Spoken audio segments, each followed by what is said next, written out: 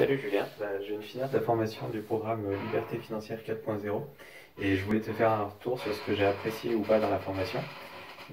Pour moi situé, je m'appelle Maxime, j'ai 26 ans. Pour ce qui est de mon parcours, j'ai mis un terme à mes études d'architecture pour me reconvertir dans les énergies, mais aussi et surtout pour passer à la vitesse supérieure au niveau de mes investissements, donc sur plusieurs piliers, mais principalement l'immobilier. J'ai adhéré à ton programme en même temps que j'ai trouvé mon CDI, avec donc pour objectif court terme de finir ta formation avant la fin de ma période d'essai, donc c'est chose faite, et un objectif moyen terme d'avoir fait ma première acquisition avant septembre 2021, l'avenir nous le dira. Pour moi, la première grosse plus-value de ta formation, c'est l'axe directeur que tu donnes. Donc tu nous vends un bien avec 1000 euros de cash flow mensuel. Ça pourrait être de la poudre aux yeux, ce que j'avais un peu peur au début, mais clairement non. Enfin, malheureusement, je l'ai toujours pas en ma possession, mais je me sens en tout cas armé pour aller le chasser avec l'intime conviction que je vais réussir. Pour revenir à ta formation, ce que j'ai beaucoup apprécié, c'est que tu montres des cas concrets, pas juste des exemples en chiffres, mais tu nous donnes pas à pas tes méthodes pour chasser les biens en argumentant tes choix étape par étape. Cette approche pas à pas en direct de ton écran, pour moi, c'est une réelle plus-value. Ce qui est bien également, c'est la mise à jour régulière des méthodes. Comme tu le dis, le marché change très vite et il faut sans cesse s'adapter. Le fait que toi et les autres membres du programme travaillaient à cette mise à jour en permanence, c'est également un réel plus.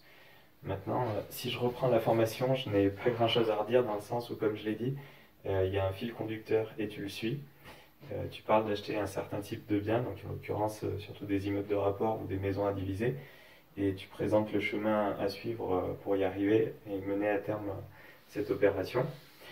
De la recherche de biens où tu cibles vraiment le type de bien, donc quel type de ville, quels critères suivre, de la fiscalité où tu détailles encore une fois en accord avec ce type de projet et en passant en revue également les autres types de fiscalité pour les membres qui souhaiteraient acheter d'autres types de biens que ceux que tu mets en avant.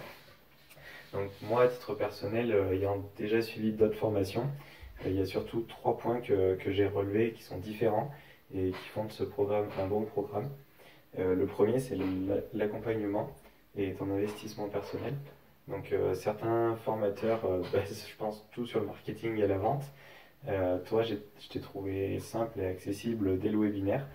Et en effet, c'est comme ça que tu es dans le programme d'accompagnement. Et je pense que tu es comme ça dans la vie également. Chaque semaine, tu prends vraiment le temps de détailler, par exemple, un projet entier de participants, même quelquefois plusieurs.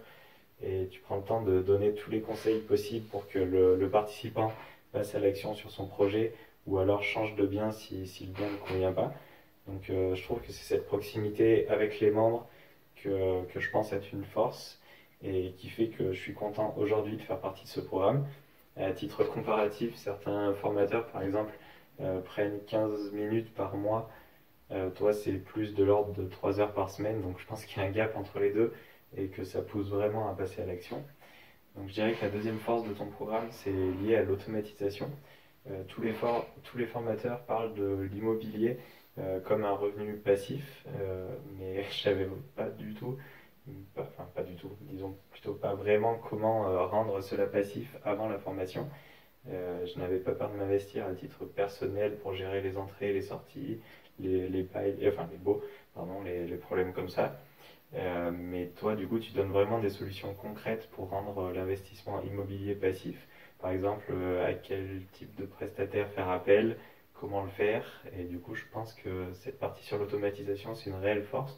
Parce qu'aujourd'hui, à mon sens, il y en a beaucoup qui s'investissent dans l'immobilier et qui investissent dans l'immobilier pour se dégager du temps. Donc, comme tu le dis souvent, c'est pas pour se créer un deuxième emploi. Donc, je pense que cette partie sur l'automatisation est vraiment à développer. Donc, je trouve qu'elle est extrêmement bien développée sur le sujet de la location courte durée. J'ai d'ailleurs énormément appris sur ce passage parce que je ne connaissais pas du tout ce qui était par exemple les channel managers pour synchroniser les plateformes, même la gestion interne d'une plateforme, je ne m'étais jamais penché dessus. Et du coup, j'ai énormément appris sur cette partie-là. Maintenant, je pense qu'il serait appréciable d'encore plus développer cette thématique de l'automatisation, par exemple pour des beaux meublés traditionnels. Pardon. Je ne sais pas quelle forme ça peut prendre, mais je te fais confiance pour trouver encore quelques pépites à nous proposer sur cette thématique de l'automatisation. même si tu le fais déjà en expliquant dans certaines de tes vidéos YouTube comment tu gères tes baux, etc. Je trouve que dans tes vidéos, tu donnes un certain niveau de détail qui est fortement appréciable. Et enfin, le dernier point, c'est surtout la partie bonus. Donc, tu passes en revue chacune des parties administratives de l'achat d'un bien. Et je pense que c'est une chose essentielle à ne pas survoler. Personnellement, je viens d'un cursus en architecture, je travaille dans les énergies. Alors, des choses comme le PLU ou le consuel me sont assez familières, mais tu détailles chaque document de manière exhaustive. Et je pense que c'est un réel plus pour une personne, par exemple, lambda, qui viendrait d'un univers complètement extérieur au monde de l'immobilier. Je pense d'ailleurs que cette partie devrait même encore plus être mise en valeur pour ne pas être oubliée par les membres.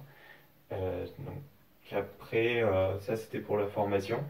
Ensuite, je dirais que j'ai en tête une petite amélioration possible qui pourrait être appréciable pour les prochains investpreneurs. Euh, Dans une des parties de ta formation, tu proposes des dossiers d'anciens étudiants.